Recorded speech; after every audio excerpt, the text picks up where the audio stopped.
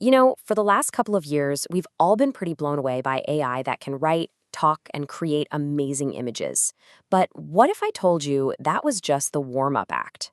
We're on the cusp of a much, much bigger shift, a move from AI that just generates text to AI that actually takes action. And look, this isn't just another incremental update. As Marco Argenti, the CIO of Goldman Sachs, puts it, this moment feels fundamentally different, more so than the PC, the web, or even the cloud. We are at a true inflection point, moving beyond the hype and into a whole new era of what's possible. So to really wrap our heads around this, let's use a simple analogy. Think of a large language model, an LLM, as this incredibly powerful engine. It's brilliant, right? It's amazing at one thing, generating text. But an engine just sitting there doesn't really go anywhere. An AI agent, well, that's the whole car.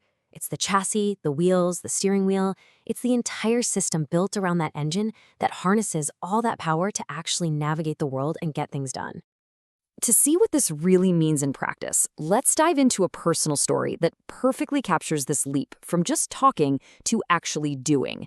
It's a fantastic real-world example of an agent tackling a pretty complex task. Okay, so here was the job. Take a simple charity website built on one of those basic platforms and migrate it to a modern professional development environment, a CI/CD pipeline for all you tech folks out there. Now, this is not a trivial job. This is the kind of task that would normally take a skilled developer a good chunk of time and a whole lot of effort.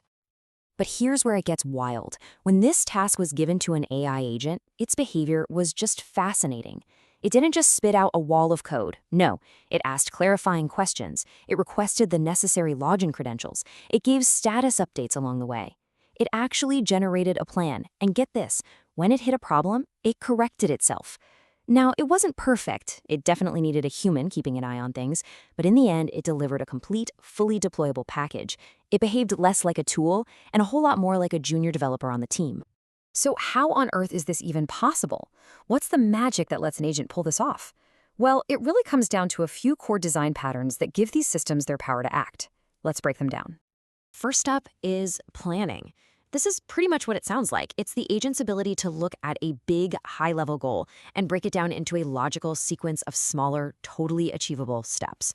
It's all about creating a roadmap before you even start the journey. For instance, if you give it the goal, organize a team offsite, the agent doesn't just randomly start booking things. It's smart. It logically determines the budget, researches a venue, arranges the food and activities, and then, once all that is done, it shares the final plan. It creates a clear, step-by-step path to success. Next, we have tool use. Now, if planning is the agent's brain, this is what gives it hands to interact with the digital world. You gotta remember, an LLM's knowledge is static. It's frozen in time. Tool use lets it connect to the outside world to get live information or to actually perform actions. Here's the classic example. You ask, "What's the weather in London?" The agent knows it doesn't have that real-time info, so it uses a weather API tool, grabs the current data, and then gives you an accurate, up-to-the-minute answer. It's breaking out of its own knowledge bubble. This third pattern, and this one is so crucial for quality, is reflection. This is the agent's ability to essentially be its own critic. It can generate a response, evaluate it against the original goal, spot its own flaws, and then try again to make it better.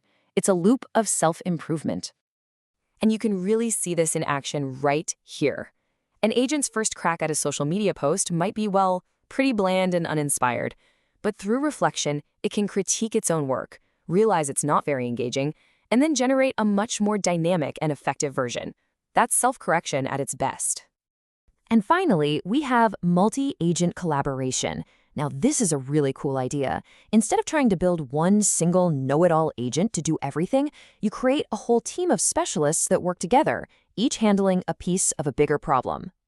So to write a research report, you wouldn't have just one agent doing it all. You'd have a supervisor to manage the goal, a research agent to gather all the data, a writer agent to draft the report, and a reviewer agent to check it for accuracy. It's like a digital assembly line, and it leads to a much more robust and reliable result. Okay, so we've covered the core patterns. Now let's see how they all come together to create some truly mind-blowing applications that are already out there in the real world. First, take a look at Google's Co-Scientist. This is a multi-agent system that's designed to be a partner in scientific discovery. It helps generate ideas, design experiments, and has even contributed to discovering brand new drug candidates. It's not replacing scientists, it's supercharging them. Then you've got something like deep research. You can give it a really complex topic, and it will autonomously create a whole research plan, execute searches, gather info, and pull it all together into a detailed report complete with citations. It automates one of the most time-consuming parts of any knowledge worker's job. And this is leading to totally new ways of working, like this concept called vibe coding. The idea here is that a developer describes the high-level goal, the what, or the vibe they're going for, and then leaves all the tedious implementation details, the how, to their AI coding partner. It's a shift from writing precise instructions to simply communicating your intent. But with all of this incredible new power comes a profound sense of responsibility. As these agents become more and more autonomous, the stakes get a lot higher, and the need for us to provide careful oversight becomes absolutely critical. Think about it this way. If an agent makes a mistake and comes up with a recipe for, I don't know, a chicken salmon fusion pie, it's just a funny low-stakes error, a weird little story to tell. But if that same kind of agent makes a mistake while it's executing a financial trade or managing sensitive patient data, well, that stops being a funny anecdote and starts being a very real high-stakes problem. The potential for harm is huge. So, this is the crucial point. We need to build robust safety mechanisms, or guardrails, around these agents. This means validating inputs to filter out malicious requests. It means restricting which tools an agent can use. It means filtering the outputs for safety and bias. And maybe most importantly, it means ensuring there is always a human in the loop for any critical decision. And this really brings us to the fundamental shift we are all facing. For decades, we have told computers exactly what to do, step by step. We are now moving to a world where our job is to explain why something needs to be done and then trust the agent to figure out the how. This requires a new set of skills from all of us, the ability to delegate with clarity, to verify with diligence, and to collaborate with real intelligence. So the question this leaves us with is, are we ready for that conversation?